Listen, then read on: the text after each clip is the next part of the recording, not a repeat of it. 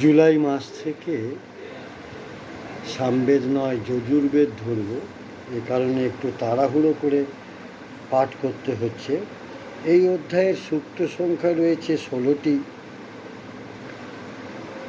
46টি দেবতা বন্দনা আছে এবং এখানে ঋষি কবিরা হলেন প্রিয়মেদ, আঙ্গিরস, নিমেদ ও পুরুষমেদ আঙ্গিরস, তারুণ, তৈবিষ্ণ, পৌরকুৎস, তসদস্যু, সুনশ্বেপ, আজিগর্তি, বৎসকান্ন, অগ্নিতাপস, বিশ্বমনা, বৈরস্য, বশিষ্ঠ, মৈত্রা, বরুণী, সৌভরী, কান্ন, শত বৈথানস, বসুদ্ধ, অব, আত্রেয়গণ,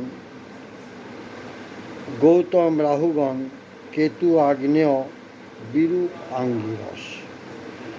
এইসব মন্ত্রদশটা ঋষি কবিদের প্রণাম জানিয়ে প্রতিটি খণ্ড থেকে একটি নির্বাচিত সূক্ত আমি পাঠ করব। প্রথম খণ্ড 1491তম সূক্ত। এখানে বাংলা অনুবাদে যা দাঁড়িয়েছে,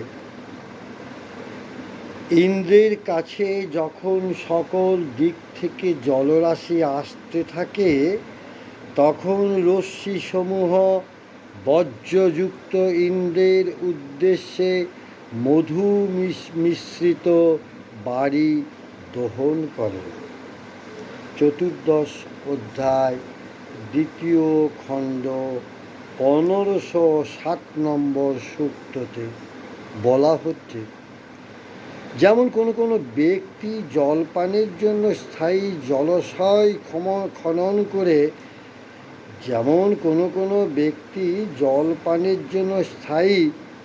জলাশয় খনন করেন, সেরূপ তুমি বারিদানের জন্য 2 হাতে ধনু ধারণ করে রশ্মিস্বরূপ তীক্ষ্ণ বাণের দ্বারা মেঘ বিদারণ করে থাকো। তৃতীয় খণ্ডের 1523 নম্বর সূক্ত, যেখানে অগ্নিকে কবি সম্বোধন করা হচ্ছে। হে কবি অগ্নি, হব্যভোজী, দীপ্তিমান, মহান, তোমাকে যজ্ঞে প্রজ্বালিত করি। চতুর্থ খণ্ডের 1524 নম্বর সূক্ত, এটিও অগ্নির স্তুতি। হে অগ্নি, সকল কর্মে বন্দনীয় তুমি, আমাদের গায়ত্রী ছন্দে রচিত মন্ত্রে তুষ্ট হয়ে তোমার রক্ষণ কার্যের দ্বারা আমাদের পালন করো। 1530।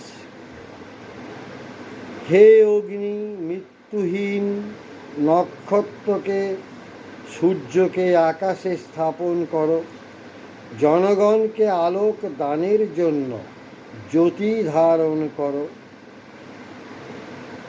1532। অগ্নি দুলোকের শীর্ষস্থানীয়, ইনি পৃথিবীর পালয়িতা এবং ককুৎ স্বরূপ জলের বীর্যসমূহকে পৃত করেন।